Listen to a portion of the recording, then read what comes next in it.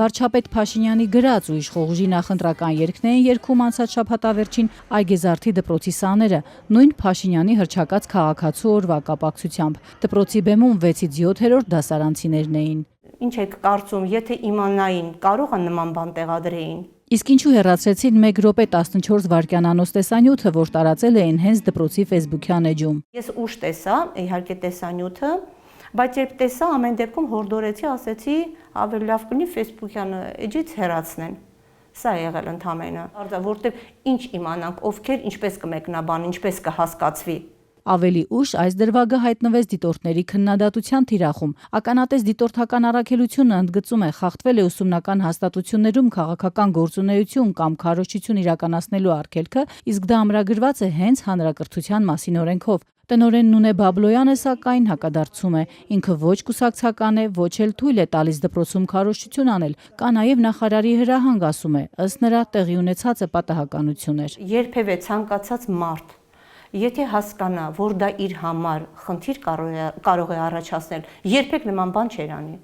Ինչպես կարող է ես կամ ուսուցիչս կամ մանկավարժս հասկանա, որ դա խնդիր կարող է առաջանալ, հենց թեկուզ իր համար կամ ինձ համար առավել ևս։ Դիտորդների ուշադրությանն արժանացած կատարումի ու տեսանյութի հեռացումից օրեր անց Բաբլոյանը վստահեցնում է, թե տեղյակ չէ աշակերտների ընտրությունից։ Ըստ նրա, երգի քաղաքական ակունքների մասին անտեղյակ են եղել նաև միջոցառման անմիջական կազմակերպիչները։ Երեխաները երևի համ ու հոտ տալով, տեմպն է միգուցե դուր եկել, երաժշտություն է դուր եկել երեխաներին։ Գիտեք, երեխաների համար այդպես նրանք շատ հեռու են քաղաքականությունից եւ չեն էլ հասկանում։ Իսկ լավ երաժշտություն եղել, հավանաբար սա եղել։ Պատճառը, որ երեխաները երգել են, լավ է ստացվել մոտները, ասեմ ձեզ, բավականին լավ երգեր էին։ Բաբլոյանը պատմեց, որ քաղաքացու օրվա կապակցությամբ միջոցառում էին կազմակերպել։ Գյուղի մասին բարձր դասարանների աշակերտներն էին կարճ ռեպորտաժ պատրաստել, փոքրերն էլ իրենց սրտով երգ էին կատարել։ Երկու տեսանյութերն էլ Facebook-յան էջում տեղադրվել են առանց կասկածի, որ դրանցից մեկը կարող է քաղաքական երանգ ստանալ։ Եվ շեշտել ենք, որ սա որպես հայրենասիրական երգ, գեղեցիկ երգ էր, ինքը լավ խոսքեր ուներ, ապագան երեխաներին հավանաբար դուր է եկել դա այդ երաժշտությունը, եւ երեխաները կատարել են։ Ամբողջ խնդիրը սա է, ինչ որ քաղաքական ուղղվածություն կամ ինչ որ նպատակ ունենան, չի եղել նման բան։ Վարչապետի բրենդային երգը դպրոցի բեմում երգած երեխաներն Ազատության եզրույցում ասում էին, թե հավանել են երգի տեմպը, ռիթմը ու որ թեման Հայաստանի մասին է, իսկ այդ օրն էլ քաղաքացու օրն էր։ Նրանք իմացել են, որ թմբուկահարը վարչապետն է, որոշել են իրենք էլ երգել։ Տնօրենը եւս կարծում է, որ գուցե երեխաներին դուր է եկել հենց վարչապետի մասնակցությունը։ Ես չեմ կարող ասել հնարավոր է։ Առաջին հայացքից դա ականջ շոյող երաժշտություն է, շատ հաճելի երաժշտություն է, երբ այդքանսկի խոսքերի վրա էլ չեն կենտրոնանում, այլ երաժշտություն է եղել։ Այո, տեմպը,